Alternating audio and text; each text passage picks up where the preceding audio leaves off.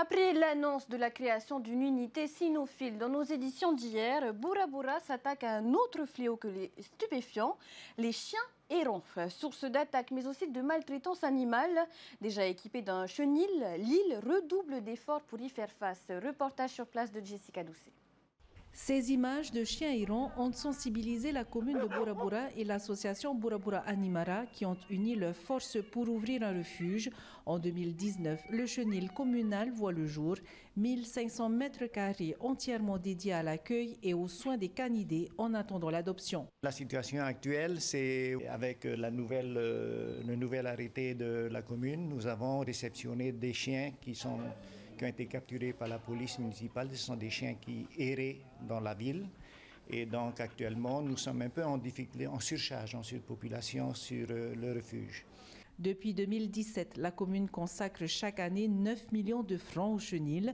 Parmi ces fonds, 7 millions sont spécifiquement alloués à la stérilisation qui concerne entre 5 et 600 chiens par an. Oui, alors nous avons 6 millions pour stériliser des chiens, 500 chiens avec propriétaire, sur des tarifs qui nous ont été proposés par le vétérinaire, à savoir sur le tarif de base, un tiers que le propriétaire paye sur le tarif de base. Le deuxième tiers, c'est nous qui payons sur la subvention. Et le troisième tiers est offert par les vétérinaires. Et donc nous avons aussi 1 million pour stériliser donc, les chiens errants, entre guillemets. Ce sont en général des chiens divagants, mais dont on ne connaît pas les propriétaires. À ce moment-là, on prend sur ça.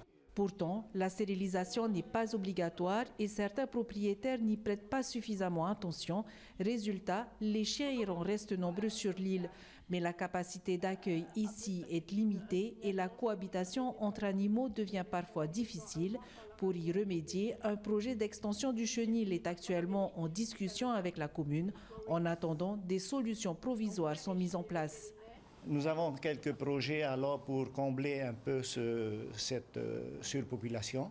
C'est de faire, on a déjà un enclos qui est construit et offert par des amis parisiens. Il y a un deuxième enclos qui est subventionné par un hôtel intercontinental. Et donc on attend pour pouvoir le monter, cet enclos. Et ensuite on a une extension qui est prévue donc pour... On attend donc que le maire ait été d'accord lors de notre assemblée générale en janvier. Selon la police, les attaques de chiens sur Boura Boura restent préoccupantes. 71 incidents ont été recensés en 2023 et 86 en 2024. En moyenne, un chien est euthanasié chaque mois pour raison de dangerosité. La commune, l'association Boura Boura Animara et leurs partenaires espèrent aujourd'hui régler ce problème durablement en misant sur la prévention, la sensibilisation et la responsabilité des maîtres.